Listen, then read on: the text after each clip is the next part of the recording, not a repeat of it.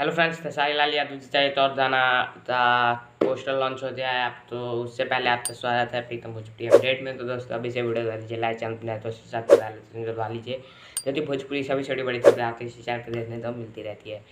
तो लाइट की थोड़ी प्रॉब्लम है और इधर लाइन नहीं है, इसलिए थोड़ा सेटअप पर लाइट कम दिख रहा है। और बता दूँ खेसारी लाल यादव जी का फिल्म लिट्टी चोखा था ये गाना रिलीज़ हो रहा है। अभी इस गाने तो बहुत ही कमाल का गाना है और लिट्टी चोखा फिल्म का गाना है। और बता दूँ खेसारी लाल यादव पर ये फरमाया गया है और इस गाने को गाया है दोस्तों खेसारी लाल यादव, अलका झा जी ने।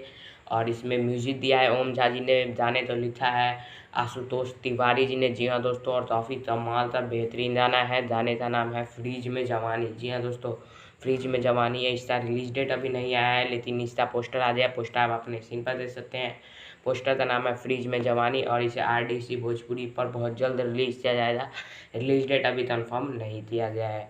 तो पोस्टर कैसा लगा कमेंट में जरूर बताइए। खेसारी लाल यादव जी का पोस्टर में लुक कैसा लग रहा है ये भी कमेंट में जरूर बताइए। वीडियो लाइक कीजिए, शेयर कीजिए, सब्सक्राइब कीजिए। जय हिंद, जय भारत।